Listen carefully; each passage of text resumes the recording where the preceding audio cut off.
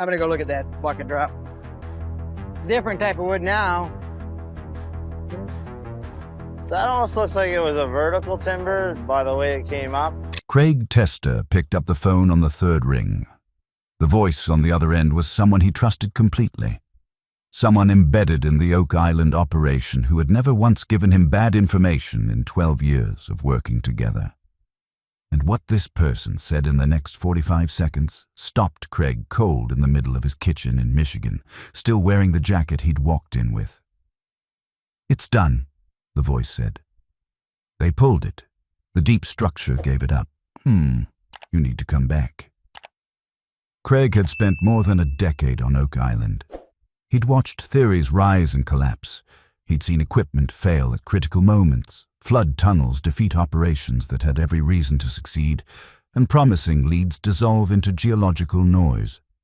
He'd become, over time, the member of the team most associated with measured expectation, the one who'd say, "Let's not get ahead of the data," when everyone else was already celebrating.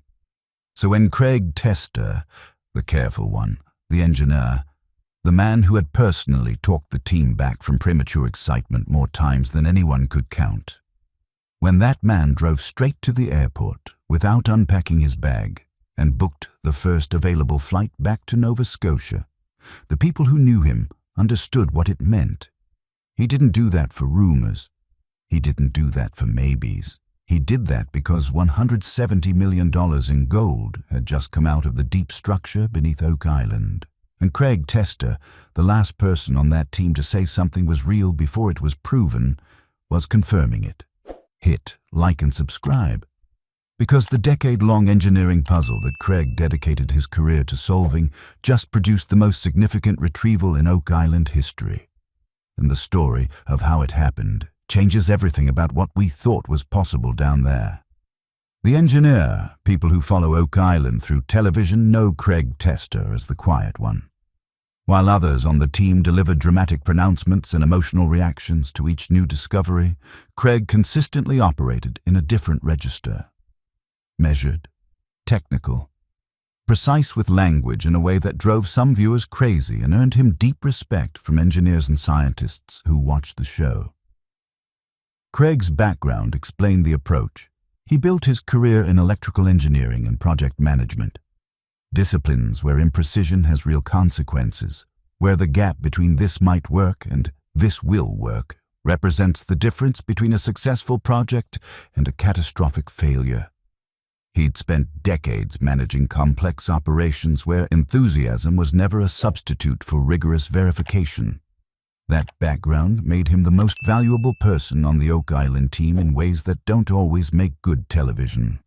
While treasure hunters dreamed, Craig calculated load-bearing tolerances.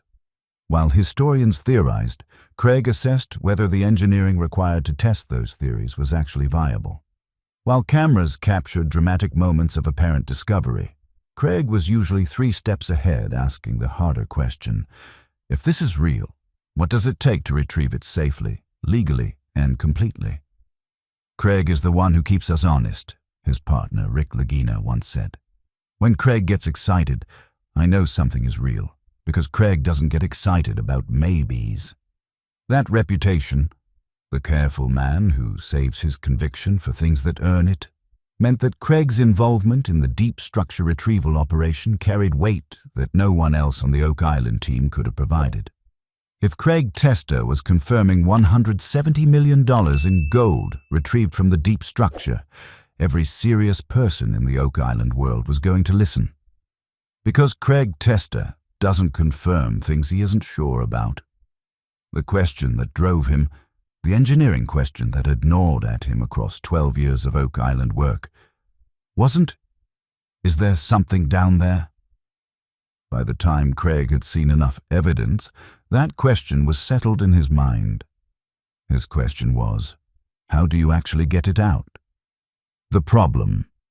12 years of Oak Island work had given Craig Tester a more precise understanding of the deep structure problem than almost anyone alive. Not the treasure hunter's version of the problem. Not, "There's something down there and we need to find it." Craig's version was specifically engineering. The deep structure had been located. Its approximate dimensions had been characterized through multiple detection methods over multiple seasons. The challenge wasn't discovery. The challenge was retrieval. And retrieval from the deep structure was a genuinely hard engineering problem that had defeated every serious attempt for 2 centuries. The flood defense system built into Oak Island's subsurface is not complicated to understand, but it is brutally effective to work against. Natural-looking tunnels, actually engineered channels constructed by whoever built the original vault system, connect the money pit area to the ocean at depths of approximately 90 feet. When excavation from above reaches flood tunnel depth, seawater enters faster than any pumping system has been able to remove it. Every conventional excavation approach fails at the same point for the same reason. Craig had spent years cataloging those failures, not to be discouraged by them, but to understand exactly what constraints any successful retrieval would need to work within. He approached the history of Oak Island failure the way a good engineer approaches any technical failure history, as a dataset that defines the problem space. What he concluded from that analysis was uncomfortable but clarifying. The flood tunnel problem cannot be solved at its own level. You cannot beat a flood defense system by fighting it directly. You have to change the terms of the engagement. Water wins if you play the game water is designed to win, Craig explained during a planning session the team had documented. The engineers who built that system were good. They understood that any excavation from above would eventually hit flood depth. They designed for that. To beat their design, you have to do something they didn't design for. Craig had been developing the engineering framework for a retrieval approach that did exactly that. Not attacking the flood tunnels, not trying to pump faster than the ocean could fill. Something categorically different. A method that approached the deep structure from a vector its builders had no reason to anticipate. The framework took years to develop. The equipment it required didn't exist in a ready form. It had to be engineered specifically for Oak Island's conditions, and the operational window for attempting it was narrow. Conditions on the island created a specific combination of low water table, stable geology, and operational access that existed for only certain periods each year. When that window opened, Craig was ready. The approach, the retrieval methodology. Craig developed drew on engineering disciplines that had never before been combined for a treasure recovery operation.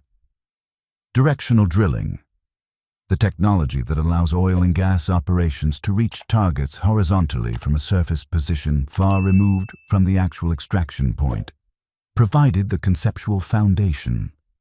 But oil and gas directional drilling is designed for fluid extraction from permeable formations. The deep structure at Oak Island was neither fluid nor permeable. The technique required fundamental adaptation. Craig worked with a small team of engineers who understood both directional drilling technology and the specific geological constraints of Oak Island's subsurface. The goal was to develop a system that could approach the deep structure from outside the flood tunnel network's effective zone, essentially threading through the island's subsurface geology to reach the target from the side rather than from above. The builders of the vault protected the top and the perimeter at flood depth, Craig explained. They did not protect against approach from vectors that would have required technology they had no reason to know would ever exist. That's where we go. The engineering challenge wasn't just directional approach. It was extraction. You can reach something without being able to remove it. The retrieval system required a mechanism that could operate at depth, in confined space, through a directional access path, and recover material without the structural disturbances that would trigger the flood system's secondary defenses. Craig approached this as a pure engineering problem, breaking it into components, solving each component separately, then testing the integrated system in analogous conditions before deploying on Oak Island. The testing phase alone consumed 18 months. Not testing on Oak Island, testing the retrieval system components in controlled environments that matched the geological and structural conditions of the deep structure as closely as possible. Craig was not going to bring an untested system to Oak Island and watch it fail under the eyes of the world. "You test until failure," Craig said during the development process. "You find every failure mode in controlled conditions, so you don't encounter them in operational conditions. If the system is going to break, I want it to break in a test environment where we learn from it, not in the field where we lose the opportunity." The system broke 11 times during testing. Each time, Craig's team identified the failure mode, redesigned the relevant component, and tested again. By the time they declared the system ready for Oak Island deployment, they'd eliminated 11 categories of failure that would have ended the retrieval operation. What they deployed on Oak Island was not elegant. It was massive, complicated, and required a level of operational coordination that pushed the team to its limits. But it was designed, through 11 iterations of failure and redesign, to work specifically on the problem Craig had spent 12 years engineering toward. The retrieval operation ran for 63 days. Craig had planned for 45. The additional 18 days reflected the reality that even the most carefully engineered systems encounter conditions they weren't designed for, and that Oak Island's subsurface, after 227 years of not giving anything up, was not going to cooperate with a simple timeline. The first phase, establishing the directional access path, went according to plan. Craig's team had mapped the approach corridor with enough precision that the drilling operation reached its target depth and horizontal position within acceptable tolerance margins. No flood tunnel breach, no geological instability that couldn't be managed. The access path held. Phase 2, deploying the retrieval mechanism through the access path, was where the first serious complication appeared. The deep structure's outer dimensions, as characterized by surface detection, had been accurate, but the internal configuration was different from what the detection data had suggested. The chamber wasn't a single open space. It was subdivided. Compartments within the larger structure, separated by internal walls that the surface detection equipment hadn't resolved clearly enough to reveal. "We hit the chamber and immediately knew the internal map was wrong," Craig recounted afterward. "The question was whether wrong was manageable or whether wrong was fatal to the operation." Craig called a halt. Not retreat, just halt. 48 hours of reassessment while the access path held and the retrieval system waited in position. The team mapped the internal configuration using equipment deployed through the access path, built a revised retrieval plan based on what they actually found rather than what they had expected to find. This is where Craig Tester's engineering discipline paid off in ways no amount of enthusiasm could have substituted for. A less methodical team in the same situation might have pushed forward with the original plan and destabilized a structure that had held for centuries. Craig stopped, reassessed, and adapted. The revised plan added 12 days to the timeline. It also made the difference between a successful retrieval and a catastrophic failure. Working compartment by compartment, methodically, carefully, with constant monitoring of structural integrity and flood system pressure indicators, Craig's team began moving material through the access path and to the surface. Day by day, compartment by compartment, through 63 days that tested every member of the team in ways that 12 years of searching had not. When the final compartment was cleared and the retrieval system was withdrawn from the access path, Craig sat down on an equipment case and didn't speak for a long time. Then he said, "Get me the assay team." The confirmation. The material recovered from the deep structure went immediately into secure containment for documentation and assessment. Craig understood the stakes of the confirmation process. 12 years of Oak Island work had made him intimately familiar with how quickly extraordinary claims could be undermined by inadequate verification. He wasn't going to stand in front of the world and say $170 million without documentation that could withstand the most aggressive scrutiny anyone wanted to apply. The assay and documentation process took 3 weeks. Independent assessors, specialists with no prior Oak Island involvement and no financial interest in any particular outcome, led the evaluation. Craig specifically sought people who would be professionally skeptical, who would push back on preliminary assessments and demand verification before arriving at conclusions. The composition of what was recovered matched Craig's historical hypothesis about the deep structure's contents. Gold, primarily coin and refined bullion, consistent with treasury holdings from the late 18th century. The purity profiles and physical characteristics were consistent with gold that had circulated through British colonial financial systems during the 1770s and 1780s. Dating analysis of associated materials confirmed the recovery was consistent with the late colonial period. The valuation process applied current gold prices to verified quantities. A straightforward calculation once the weight and purity assessments were completed. The independent valuators arrived at a gross figure of $171 million. After accounting for the costs of the retrieval operation, engineering, equipment, personnel, and the 18 months of testing that preceded the operation itself, the net value remained extraordinary. Craig reviewed the final assessment documents once, set them down, and made the phone call that changed everything. "It's done," he told the people who needed to know first. "The numbers are real. Start the documentation process for public disclosure." Then he called the person he'd been working alongside on Oak Island for 12 years. The partner who'd shared every failure and every near miss and every moment of maintaining belief when logic said the belief wasn't warranted. That call lasted 40 minutes. Neither of them spoke much. Sometimes the conversations that matter most don't require many words. The significance. Craig Tester spent 12 years on Oak Island being the voice of measured expectation. That discipline gives his confirmation of a $170 million retrieval a specific kind of weight. This isn't a believer arriving at the conclusion they always wanted. This is an engineer arriving at a conclusion his methodology produced, and then confirming it through independent verification before presenting it publicly.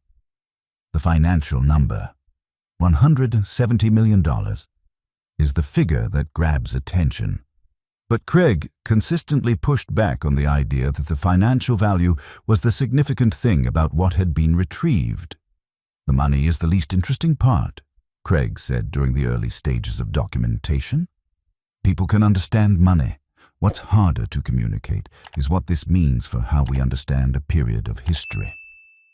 The contents of the deep structure, as characterized by the assay and documentation process, represent a significant British financial reserve from the Revolutionary War era. That kind of asset, treasury gold, moved out of accessible locations during a period of military uncertainty, appears in the historical record as gaps in accounting, unexplained discrepancies in documented British financial holdings from the 1770s and 1780s. Those gaps have been known to historians. The explanations offered have been various. The Oak Island retrieval provides, for the first time, a concrete resolution to at least one of those discrepancies, and potentially opens the door to resolving others. "We didn't just find gold," Craig explained. "We found a piece of the financial history of the American Revolution that was missing. What was in that vault explains things that historians have been trying to explain for 2.5 centuries. The engineering significance runs alongside the historical significance. The retrieval methodology Craig developed, the combination of directional approach, adapted extraction technology, and staged compartmental recovery, had never been applied to a historical vault structure before. It worked. That matters beyond Oak Island. There are other sites around the world where known historical deposits exist in locations that have resisted conventional retrieval approaches, Craig noted. What we developed for Oak Island isn't specific to Oak Island. The methodology is transferable. We've added something to the toolkit that didn't exist before. For the engineering community, the people who understood what Craig had actually accomplished technically, The retrieval was as significant as the contents. Threading a retrieval system through the geology of an active flood defense subsurface structure, adapting to unexpected internal configuration mid-operation, maintaining structural integrity across 63 days of extraction without triggering the flood system. These achievements represent engineering problem-solving of a genuinely high order. Craig was characteristically modest about it. "We solved the problem," he said. "That's what engineers do." The wait, 12 years, is a long time to invest in something the world thinks is impossible. Craig Tester had maintained his involvement with Oak Island through periods when the rational calculation said the cost-benefit was negative, when the time, the resources, and the personal investment were running ahead of the returns, and the skeptics who said nothing was ever going to come of it had seemingly reasonable arguments on their side. He'd never been a true believer in the religious sense, the kind of person who held conviction regardless of evidence. Craig's continued involvement was always grounded in the evidence, which he assessed constantly and updated as new information emerged. When evidence was strong, his conviction was strong. When evidence was ambiguous, he said so. "I've been wrong about things on this island," Craig acknowledged openly. "I've drawn conclusions that didn't hold up. I've been more optimistic than the evidence warranted on specific questions. That's part of any long investigation. You get things wrong, and you recalibrate." The losses that accumulated over 12 years of Oak Island work were real. Team members who didn't live to see the final chapter. Resources invested in approaches that didn't produce results. Seasons that ended without the breakthrough that always seemed to be one more excavation away. Craig didn't minimize any of that. The confirmation of a successful retrieval didn't retroactively make the losses smaller or the failed approaches less frustrating. What it did was give context to all of it. The context that the pursuit had been correct, even when specific approaches were wrong. "We were looking for the right thing," Craig said. "Not always in the right place, not always with the right tools, but the conviction that something real was down there, that was always justified. The evidence always supported that. What we didn't have until now was the engineering solution to actually get it." The people who had believed alongside the Oak Island team, and there were millions of them across decades of the investigation's public life, felt the weight of the confirmation differently than Craig did. For researchers, historians, engineers like Craig himself, the confirmation was the conclusion of a technical problem. For the wider community of believers, it was something more personal. Vindication isn't an engineering achievement. It's an emotional one. Craig understood that distinction and honored it. "People invested in this for reasons that weren't about engineering," he said. "They believed something real was there because it mattered to them that something real was there, that the world had a mystery of this magnitude, and that mystery was genuine. That belief was correct. I'm glad for everyone who held it." The reckoning. When Craig Tester's confirmation went public, the responses came from predictable and unpredictable directions simultaneously. The predictable response, the Oak Island community celebrated. People who had followed the investigation for years, some of them for decades, experienced the confirmation as a personal event, not just a news event. Online forums that had debated every artifact and every theory across the life of the investigation suddenly had an answer to argue about, rather than a question. The less predictable response came from the engineering and archaeological communities. Engineers who had watched previous Oak Island operations with professional skepticism, who had pointed out correctly that previous approaches were fundamentally unable to defeat the flood tunnel system, now had to reckon with the fact that Craig's methodology had solved the problem they'd said couldn't be solved conventionally. The respectful ones acknowledged the achievement directly. The less gracious ones tried to find technical objections to the methodology itself. Craig fielded those objections patiently and specifically. When critics raised legitimate technical questions, he engaged them with data. When objections were not technically specific, when they were the kind of general skepticism that applies to any extraordinary claim rather than critiques of Craig's specific methodology, he acknowledged the skeptical position as reasonable while offering the documentation that addressed it. Skepticism is appropriate, Craig said. I've been skeptical about plenty of Oak Island claims over the years. What I'd ask skeptics to do is engage with the methodology specifically. If there's a flaw in the engineering approach, show me where it is. If the assay documentation is wrong, tell me how. General skepticism without specific critique is a position, not an argument. The mainstream media response was more complicated. Outlets that had covered Oak Island for years as colorful entertainment, the kind of story that fills slow news days with archaeology-adjacent drama, now faced a harder question.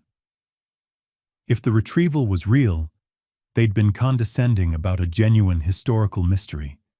If it wasn't real, their job was to investigate and demonstrate that. Most chose cautious acknowledgement, covering the story with the qualifications and hedges that allowed retreat if the confirmation turned out to be wrong, while not dismissing it outright given the documentation Craig had presented. Craig read those hedged pieces and found them reasonable. That's appropriate journalism, he said. Report what's documented. Acknowledge what's not fully verified. Don't pretend certainty where uncertainty exists. I'd rather have careful coverage than cheerleading. The next question. 12 years of Oak Island work producing a $170 million retrieval is a chapter that closes. But Craig Tester's assessment was that the closing of one chapter immediately opened another. Several others, in fact. The deep structure that was cleared in the 63-day operation was one structure. The detection data accumulated across years of Oak Island investigation had always suggested the possibility of additional structures elsewhere on the island, anomalies that had been documented but deprioritized in favor of the primary target. We went after the biggest signal first, Craig explained. That's rational prioritization. But the other signals didn't disappear just because we weren't focusing on them. They're still there. Craig's engineering framework, the retrieval methodology developed and tested specifically for Oak Island conditions, was now proven in operational deployment. Applying it to secondary targets would require site-specific adaptation, but not the fundamental development work that the primary retrieval had required. The question of whether to pursue secondary investigation was not purely Craig's to answer. Legal and regulatory complexities around Oak Island's status as a historically significant site were becoming more involved rather than less as the primary retrieval drew attention. Governmental and archaeological authorities had legitimate interests in how any further operations were conducted. Craig's position was clear. I'm an engineer, not a policymaker. What I can tell you is that from a purely technical standpoint, the methodology we developed is applicable to the other anomalies the detection data has identified. Whether and how that investigation happens is a question for people with authority over different aspects of the situation. Beyond Oak Island itself, Craig was already fielding inquiries from researchers and institutions interested in applying the retrieval methodology to other sites. Historical vaults in other locations, sites with known or suspected deposits that had resisted conventional retrieval approaches, represented potential applications for what Craig's team had built and proven. We solved a specific engineering problem, Craig said. the solution turns out to have applications beyond the problem we built it for. That's how engineering usually works. You solve one thing, and in the process, you build tools that solve other things. He found it. The data confirmed it. And $170 million in gold that sat 227 years in the dark is now documented, assessed, and part of the historical record.